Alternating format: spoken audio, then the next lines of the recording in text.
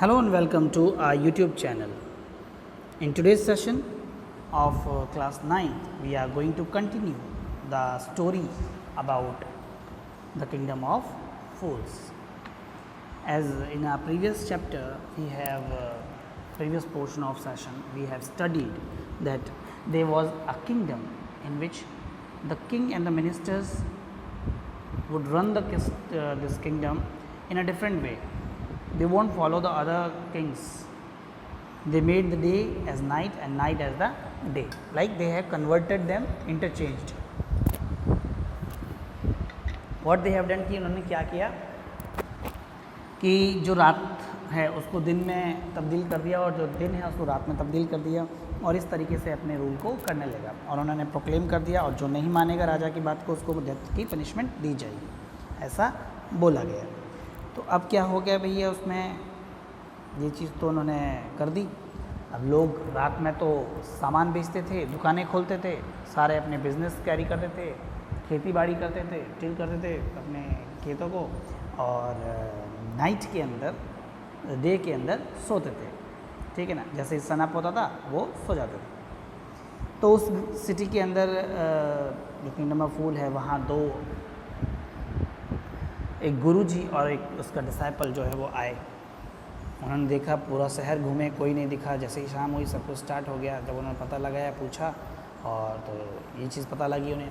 Other thing उनकी ये थी कि वहाँ सारा सामान, चाहे कुछ भी खरीदें, चाहे आप दूध खरीदें, चाहे राइस बाउल खरीदें, चाहे कुछ भी खरीदें, सभी की एक ही कॉस्ट थी, सिमिलर कॉस्ट, कोई कॉस्ट में भी फ़र्क नहीं।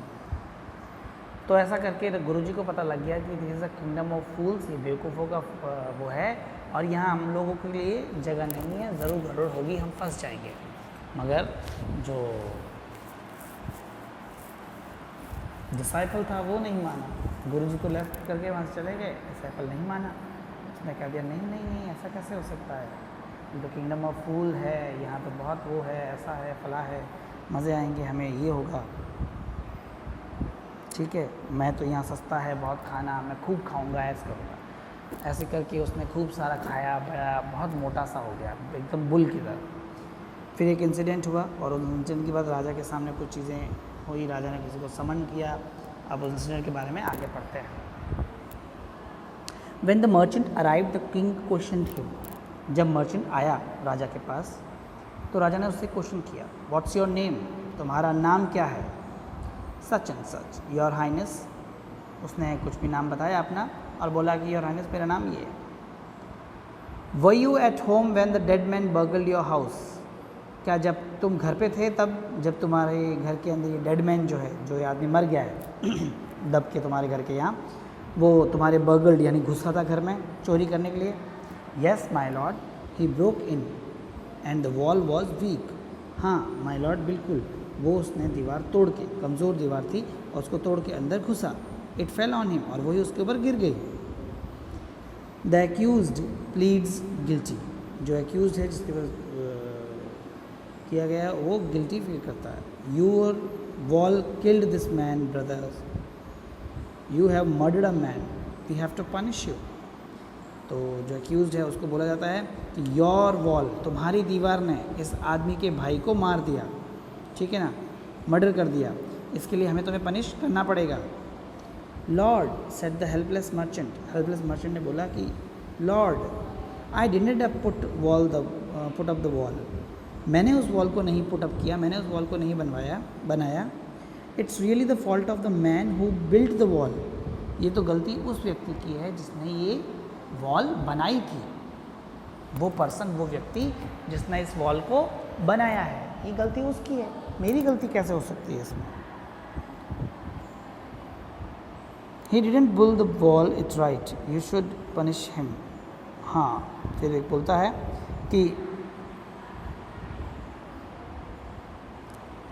इन्होंने वॉल नहीं बनाई है, ये गलती इनकी नहीं है, तो इनको आप पनिश नहीं कर सकते। हु इज़ दैट, कौन है ये। My lord this wall was built in my father's time, my lord ये वॉल जो है मेरे पिताजी के समय बनाई गई है। आई नो द मैन, मैं उस आदमी को जानता हूँ। He is an old man now, अब वो एक बूढ़ा आदमी है। ही लिव्स नियर बाय, और ये नज़दीक ही रहता है।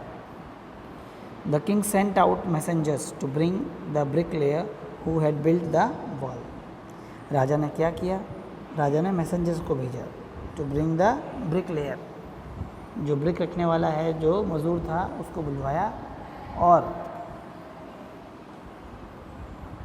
Who build the wall, they brought him, वो उसको लेके आए, टाइड हैंड एंड फुट, उसके हाथ पैर बंधे हुए थे इस तरीके से जैसे मुजरिम को लेके आता है ना, उस तरीके से उसको कोर्ट में, राजा के कोर्ट में लाया गया, पेश किया गया।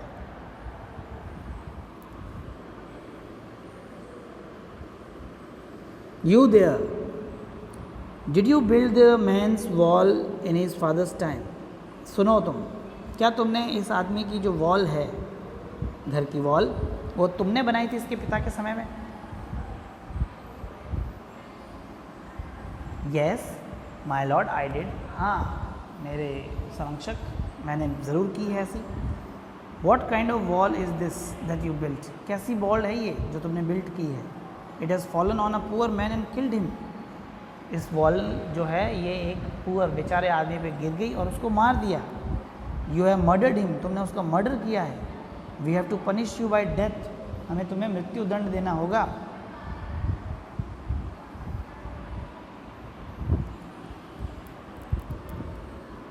Before the king could order the execution, कि राजा जो है वो एग्जीक्यूशन ऑर्डर करे, the poor bricklayer pleaded, poor bricklayer ने प्लीड किया, please listen to me before you give your orders, please मेरी बात सुन लीजिए, आप ऑर्डर के देने से पहले आप मेरी एक बार बात तो सुने।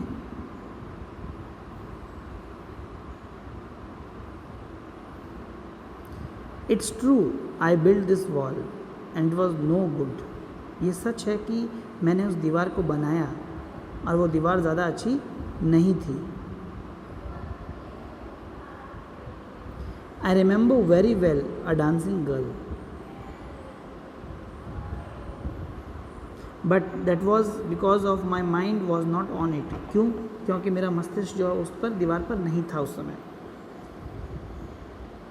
I remember very well a dancing girl, एक डांसिंग गर्ल, नाचने वाली लड़की जो है उसको मैंने देखा, who was going up and down the street all day with her anklets jingling, वो पूरा दिन उस क्या नाम है जो स्ट्रीट के ऊपर चलती थी अपने एंकलेट्स को हिलाते हुए, उसके जो एंकलेट्स है जिंगल करते थे और मेरे को ध्यान जो है भटकता था और मैं उसकी तरफ देखता रहता था।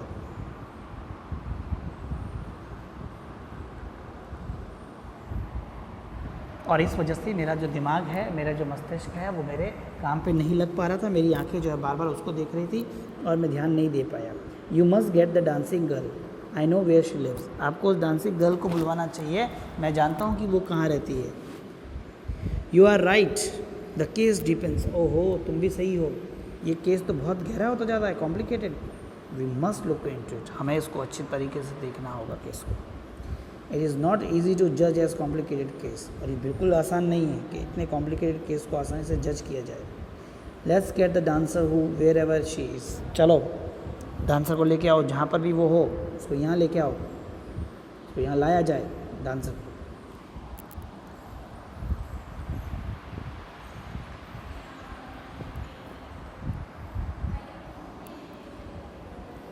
बुलवाया गया भी डांसर को। The dancing girl, now an old women, came trembling to the court, अब डांसिंग गर्ल जो एक बहुत ही बूढ़ी सी औरत थी वो कांपती हुई, ट्रैम्बलिंग करती हुई कोर्ट में आती है। Did you walk up down that street many years ago while this poor man was building the wall, did you see him, वो कहता है राजा कि क्या तुम उस स्ट्रीट के ऊपर आगे पीछे ऊपर नीचे मतलब जा रही थी, बार बार आवा जावा कर रही थी, आना जाना, जब ये पुअर बेचारा सा आदमी जो है ये वॉल बना रहा था, डिड यू सी हिम, क्या देखा था तुमने इसको? Yes my Lord, I remember it very well, हाँ हाँ मेरे लॉर्ड, मेरे संरक्षक, मुझे बिल्कुल अच्छी तरीके से याद है। So did you walk up and down with your anklet jingling, तो इसका मतलब तुम्हारी एंकलेट्स जिंगल कर रही थी, तुम्हारी जो पायल है, पायजेब जो है वो आवाज़ कर रही थी और तुम वॉक कर रही थी। You were young and you distracted him, तुम यंग थी और तुमने इसको डिस्ट्रैक्ट किया। सो ही बिल्ट अ बैड वॉल, इसलिए इसने एक बहुत ही बुरी दीवार बनाई। It is fallen on a poor burglar, और ये वॉल जो है एक पुअर बेचारे गरीब बर्गलर पर क्या हो गई, गिर गई। And killed him, you have killed an innocent man, और तुम्हारी वजह से एक इनोसेंट आदमी मर गया है। You will have to be punished, और तुम्हें पनिशमेंट ज़रूर मिलना चाहिए। ऐसा बोला जाता है बाय द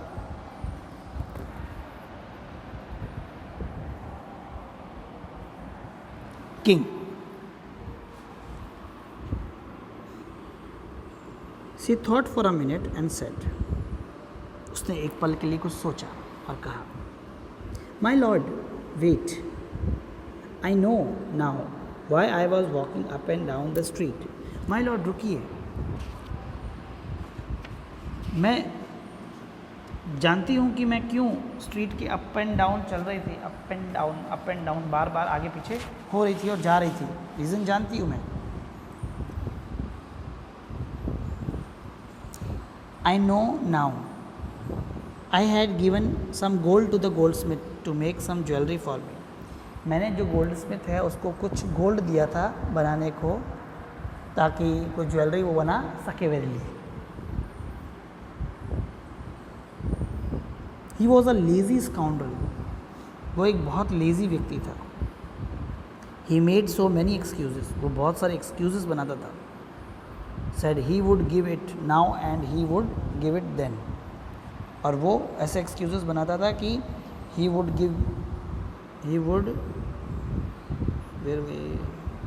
हाँ, कि वो अभी आज देगा, कल देगा, आज देगा, कल देगा, अपना सामान बना के। तो वो रोज़ मुझे परेशान करता था, रोज़ मुझे चक्कर कटवाता था, बुलवाता था। He made me walk up and down to his house a dozen times, उसकी वजह से मैं दर्जनों बार उसके क्या नाम है घर तक जाती थी, आती थी, घर तक जाती थी, आती थी। That was when this brick layer saw me, और उसी समय इस ब्रिक लेयर ने मुझे देखा। It's not my fault my lord, it's the dam gold Smiths fault, ये मेरी गलती नहीं है, ये उस गोल्ड स्मिथ की गलती है कि उसने मुझे बार बार ऐसे बुलाया।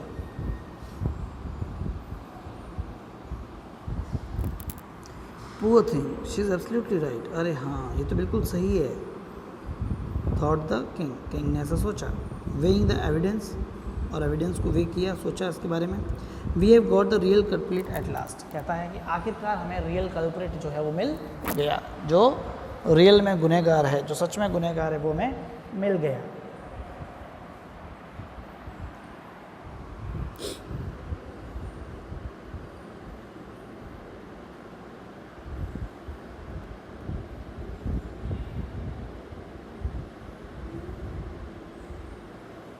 Gate the goldsmith wherever he is hiding at once, जाओ और गोल्ड स्मिथ को लेके आओ जहाँ पर भी वो छुपा हुआ है। द किंग बेलिव्स, जो राजा है उसकी बेलिव्स है कि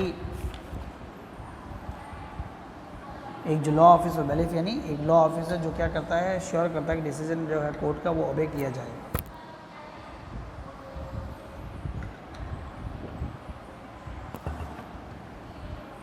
तो उसे बुलवाया जाता है।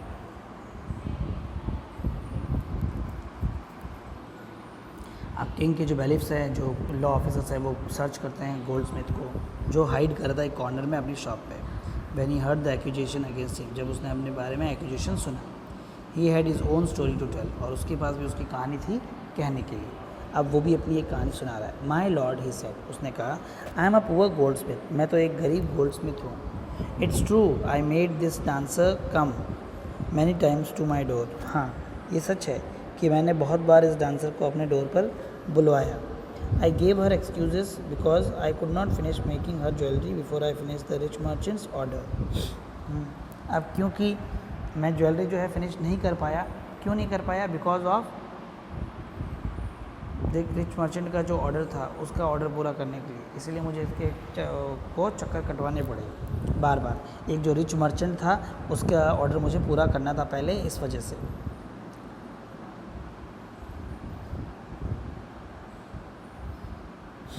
They had a wedding coming, उनकी एक वेडिंग आ रही थी। एंड दे वुडंट वेट, और वो इंतज़ार नहीं कर सकते। You know how patient rich man are, आप जानते ही हो कि जो रिच मैन होते हैं वो कितने इम्पेशेंट होते हैं, उनमें बिल्कुल धैर्य नहीं होता है। Who is this rich merchant who kept you from finishing the poor women's jewellery, कौन है ये रिच मर्चेंट जिसने तुमको रोका पुअर मैन की ज्वेलरी बनाने से। Made a walk up and down, और उसको आगे पीछे इधर ऊपर नीचे आने के लिए परेशान किया। विच डिस्ट्रैक्टेड दिस ब्रिकलेयर, जिसकी वजह से ये ब्रिकलेयर डिस्ट्रैक्ट हुआ। Which made a mass of his wall, जिसने उसके वॉल को ख़राब कर दिया। Which has now fallen on an innocent man and killed him, can you name him, जो अब एक इनोसेंट बेचारे व्यक्ति पर गिर गई है और उसको मार दिया है। क्या तुम उसका नाम बता सकते हो? The goldsmith name the merchant and he was none another than the original owner of the house whose wall had fallen. Goldsmith ने उसका नाम बता दिया और वो कोई और नहीं था, उस घर का ओरिजिनल ऑनर था, मालिक था, जिस घर की वॉल गिर गई थी। Now justice had home come full circle, अब जस्टिस जो है पूरा सर्कल मार के वापस उसी जगह पर पहुंच गया है जहां उसको होना चाहिए, जहां से जस्टिस आना चाहिए। तो देखो कमाल, देखो आप क्या हुआ कि जहां से गाड़ी स्टार्ट हुई है, गाड़ी वहीं पर वापस लौट आई है। किस तरीके से सारी बातें घूम घुमा कर जैसे स्टार्ट की थी उस व्यक्ति ने, वहाँ से घूमी, वहाँ से वापस घूम के वापस सर्कल करके वहीं लौट आई। सबसे पहले थीफ वाले ने, व्यक्ति ने उसको कहा हाउस ऑनर को, हाउस ऑनर ने मेज़न पर, मेज़न ने लड़की पर, लड़की ने गोल्डस्मिथ और गोल्डस्मिथ ने वापस हाउस ऑनर के फादर को।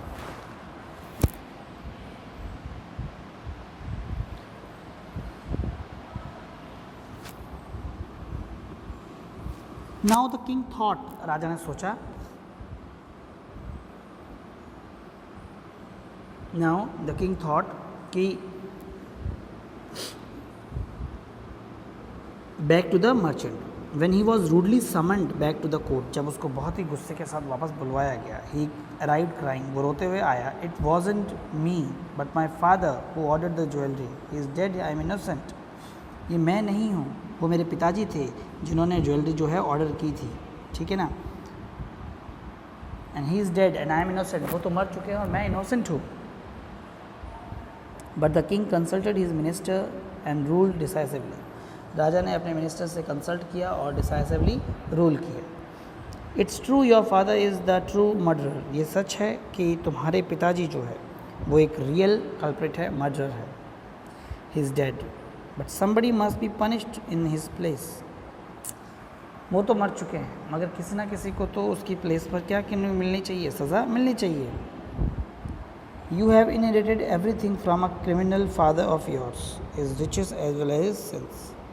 यस, तुमने हर चीज़ इनहेरिट की है, मतलब तुम्हें क्या मिली है, पुश्तैनी मिली है अपने पिता के पास से, चाहे उसकी दौलत हो, पैसा हो, चाहे उसका ज्वेलरी हो, ठीक है, या उसके पाप हो। I knew at once, even when I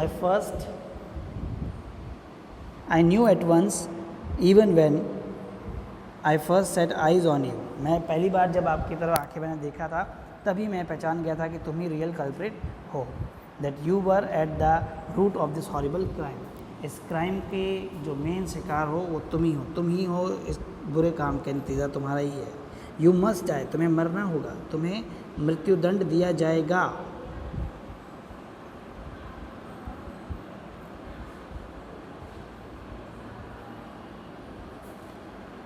and he ordered a new stake to be made for the execution, और उसने ऑर्डर किया कि एक नया स्टेक जो है, स्टेक यानी फंदा, बनाया जाए इस एग्जीक्यूशन के लिए। As the servant sharpen the stake and got in ready for the final impaling of the criminal, जब सर्वेंट जो है वो प्रॉपर तरीके से उस स्टेक को शार्प कर चुके थे, बना चुके थे, और अब उस final impaling of the criminal, जब क्रिमिनल को फाइनली किया जाने वाला था वहाँ पर, it occur to the minister that the rich merchant was somehow too thin to be properly executed on the stake. अब उनके दिमाग में आया कि ये जो रिच मर्चेंट है ये क्या है, यस, ये जो रिच मर्चेंट है बहुत ही थिक है, थिन है, पतला है, ठीक है, क्योंकि स्टेक तो काफ़ी बड़ा है और वो बहुत थिन है, तो वो उसमें एडजस्ट नहीं हो पाएगा। He appeal to the king's common sense, उसने किंग के कॉमन सेंस को अपील किया। The king too worried about, ओहो राजा भी बहुत चिंतित आ गया कि भाई ये तो बहुत ही कमज़ोर व्यक्ति है, इस फंदे में तो सेट ही नहीं हो रहा है, प्रॉपर आ ही नहीं रहा है, तो हम इसको कैसे पनिश करें। सोचने वाली बात हो गई। तो गजब का राज्य है।